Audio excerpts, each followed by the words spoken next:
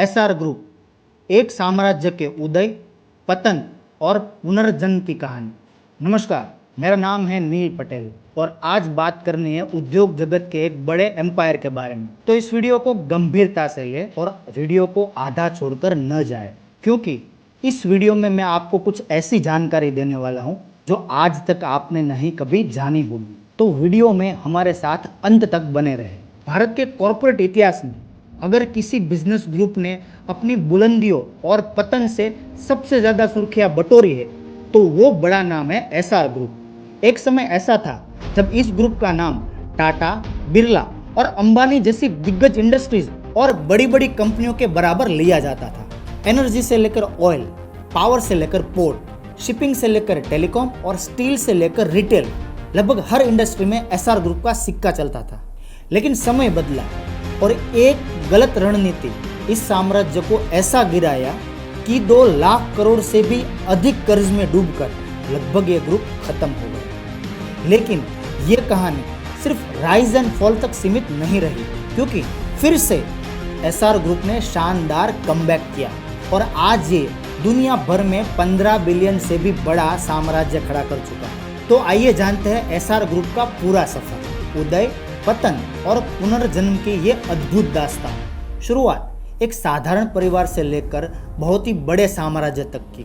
कहानी की शुरुआत होती है साल 1943 से, जब शशिकांत रुहिया का जन्म एक मारवाड़ी बिजनेस फैमिली में हुआ था और उनके एक छोटे भाई भी थे जिनका नाम रवि रुहिया था। परिवार का बिजनेस बहुत ही बड़ा नहीं था। उनके पिताजी के पास शिपिंग और ट्रांसपोर्ट का एक छोटा सा बिजनेस हुआ करता था। दोनों भाइयों ने पढ़ाई पूरी करने के बाद पिताजी के साथ बिजनेस संभालना शुरू किया। शशिकांत को हायर एजुकेशन के लिए विदेश भेजने की तैयारी हो रही थी, लेकिन उन्होंने परिवार का बिजनेस चुन लिया। फिर 1969 में पिता की मौत के बाद भाइयों ने फैसला लिया कि पिता के बिजनेस को आगे न बढ़ाते हुए अपना खुद का एक नया बिजनेस शुरू करें। यहाँ से जन्म हुआ SR construction and engineering company का। एसआर का नाम शशिकांत के एस और रवि के आर के शुरुआती अक्षरों से बनाया गया। उन्हें पहला बड़ा कॉन्ट्रैक्ट मिला जो था मद्रास पोर्ट का। इस प्रोजेक्ट की कीमत 2.5 करोड़ रुपए थी। यहाँ से एसआर ग्रुप की नींव मजबूत हुई और फिर उन्होंने भारत में ब्रिज, डैम और पावर प्रोजेक्ट बनाना शुरू कर दिए। 1980 के बाद एसआर ग्रुप ने तेजी से अपने बिजनेस का एक्सपैंड किया। उन्होंने एनर्जी सेक्टर में एंट्री की। भारत सरकार ने प्राइवेट कंपनियों को ऑयल और गैस की डीलिंग की इजाज़त दी। देश की सबसे बड़ी private oil rig operator lobby में जगह बनाई और उन्होंने 1994 में गुजरात के जामनगर में एक ऑयल रिफाइनरी बनाने का प्रोजेक्ट शुरू किया। लेकिन 1998 में एक साइक्लोन ने इस प्रोजेक्ट को तबाह कर दिया। इसी दौरान उन्होंने और भी बड़े बिजनेस खड़े किए, जिसमें SR port, SR power, SR steel, SR shipping. इससे उनका साम्राज्य और भी फैलता गया। जैसे ही 1995 में भारत में मोबाइल सेवा प्राइवेट हुई, एसआर ने स्विट्जरलैंड की एक कंपनी स्विस पीटीटी के साथ एसआर सेलफोन की शुरुआत की। बाद में हचिसंस के साथ जॉइंट वेंचर करके हचिसंस एसआर नाम से जीएसएम सर्विस की शुरुआत की, जिसे हम हच सिम कार्ड के नाम से जानते थे। 2006 में वोडाफोन ने $11.1 बिलियन में हचिसंस का बड़ा हिस्सा खरीद लिया और ये डील भारतीय टेलीकॉम के इतिहास में सबसे बड़ी डील में से एक बनी। और रुहिया ब्रदर्स ने अपने बचे हुए स्टेक को 2011 में बेचकर टेलीकॉम सेक्टर से एग्जिट ले ली। यह उस समय का सबसे सफल एग्जिट माना गया। साथ ही उन्होंने द मोबाइल स्टोर नाम से 1000 से भी ज्यादा मोबाइल रिटेल आउटलेट खोले और भारत की सबसे बड़ी रिटेल चेन बना दी। और एसआर की कहानी में किसी मोड़ ने सबसे ज्यादा नुकसान पहुंचाया तो वो था एसआर स्टील। उन्होंने गुजरात के हजीरा में 10 मिलियन टन प्रति वर्ष क्षमता वाला एक इंटीग्रेटेड स्टील प्लांट बनाया। ये अपने समय का भारत का सबसे बड़ा प्राइवेट स्टील प्लांट था। इनके साथ उन्होंने अमेरिका, कनाडा और इंडोनेशिया में अपना विस्तार किया, लेकिन ये सब भारी कर्ज लेकर किया गया। 2002 तक एसआर स्टील पर ही 2800 करोड़ का कर्ज था और ये बढ़कर 2015 तक 49,000 करोड़ का हो गया। कमोडिटी प्राइस गिरने और गैस की कमी तथा डिले अप्रूवल्स की वजह से कंपनी डूबने लगी और यह मामला सुप्रीम कोर्ट तक चला गया। जब कंपनी दिवालिया होने लगी तब आरसेल मित्तल और वेदांता इसे खरीदना चाहते थे, लेकिन कोर्ट ने साफ कह दिया कि पहले अपने कर्ज चुकाओ। लेकिन इसके बाद आरसेल मित्तल ने 7,500 करोड़ का कर्ज चुकाकर 2019 में एसआर स्टील को एक्वायर कर लिया, तो इससे Arcelor Mittal Nippon Steel India Limited बना दिया। एसआर पावर भारत का कभी इंडिपेंडेंट पावर प्रोड्यूसर बना, लेकिन यहाँ पर भी उन्होंने बड़ी गलती की।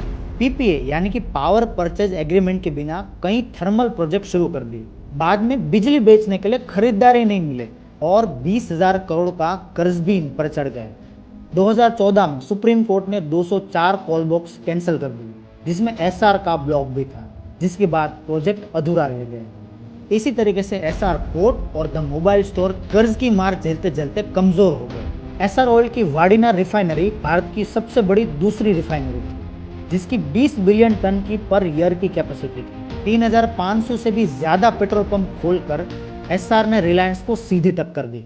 लेकिन 2017 आते आते भारी कर्ज को चुकाने के लिए एसआर ऑयल को बेचना पड़ा। इससे रशिया की सबसे बड़ी ऑयल कंपनी रोजनेफ्ट और स्विस कंपनी ट्राफिगोरा को बेच दिया गया और आज इसका नाम नायरा एनर्जी है। 2015 तक एसआर ग्रुप पर 1.4 लाख करोड़ का कर्ज चढ़ चुका था। बचने के लिए उन्होंने लगभग अपने सभी बड़े एसेट को बेचना पड़ा। कर्ज चुकाने के बाद रुया ब्रदर्स ने हार नहीं मानी, बल्कि उन्होंने नए विजन के साथ वापसी की। आज एसआर ग्रुप फिर से खड़ा हो चुका है, एसआर 2.0 के रूप में। यूके में हाइड्रोजन और क्लीन एनर्जी हब बनाया, जो यूके का सबसे बड़ा ग्रीन हाइड्रोजन प्रोजेक्ट है।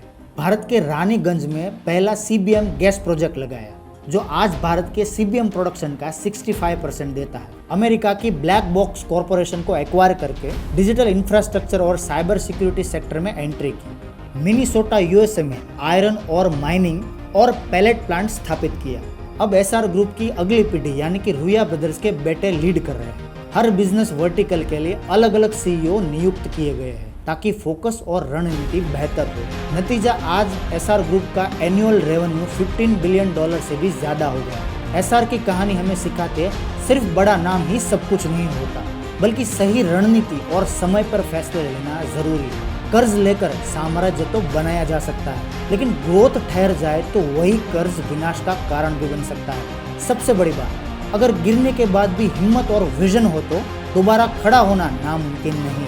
एसआर 2.0 इसका सबसे बड़ा उदाहरण। एक ग्रुप जिसने सब कुछ खोकर भी खुद को दोबारा बनाया और दुनिया के मंच पर अपनी पहचान फिर से स्थापित की। अगर ये जानकारी आपको पसंद आई हो तो लाइक करें, शेयर करें और सब्सक्राइब करें और कमेंट करना मत भूलिए। मिलते हैं नए वीडियो में जल्दी।